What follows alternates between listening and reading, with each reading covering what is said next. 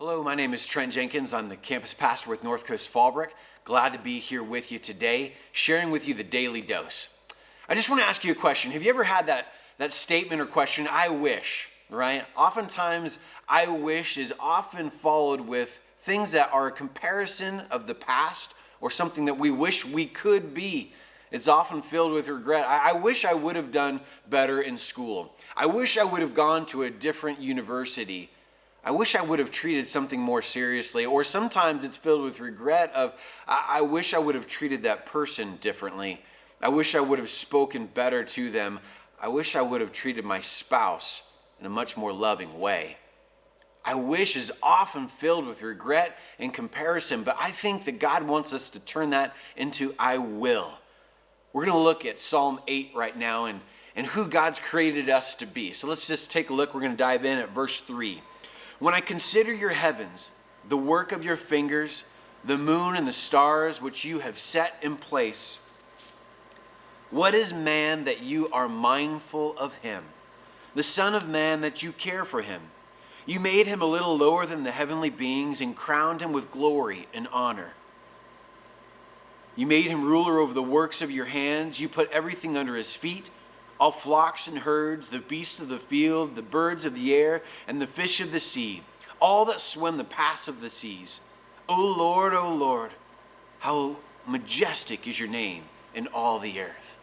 I love this psalm because he dives into the creation of all the moons and the stars and the majesty that God's created, and then he inserts us into that same passage.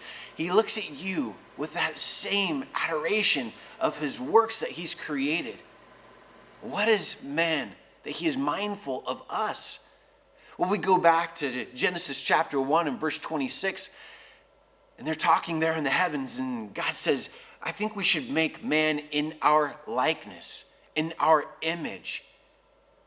And is there anything greater than the image of God? And he made us in his likeness. And so why is it that we live with these regrets of what we wish we could be, or look at somebody else and think of what they have, when God's created us with all the characteristics, the gifts and talents that we need to make an incredible difference, to live out this life with fullness, with a life with no regrets?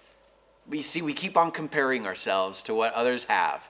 We keep on wanting what other people need. And it takes us back to Genesis and looking what it is that we don't have versus what we do.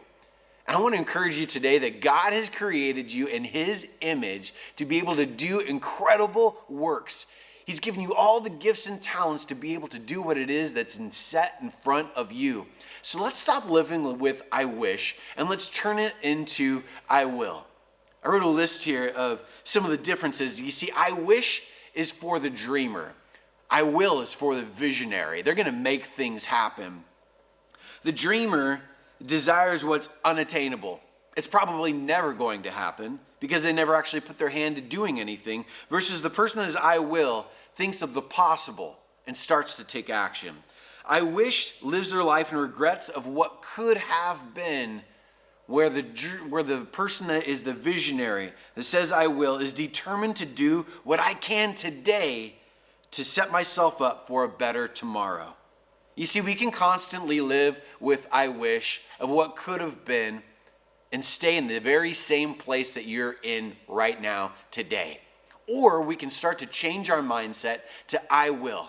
I will take action today. I will make the most of every opportunity. I will start to live in the fullness of Christ that he's made me to be.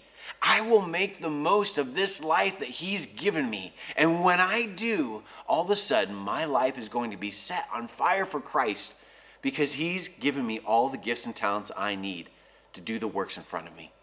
I encourage you today, let's change I wish to I will. Have a great day, everybody.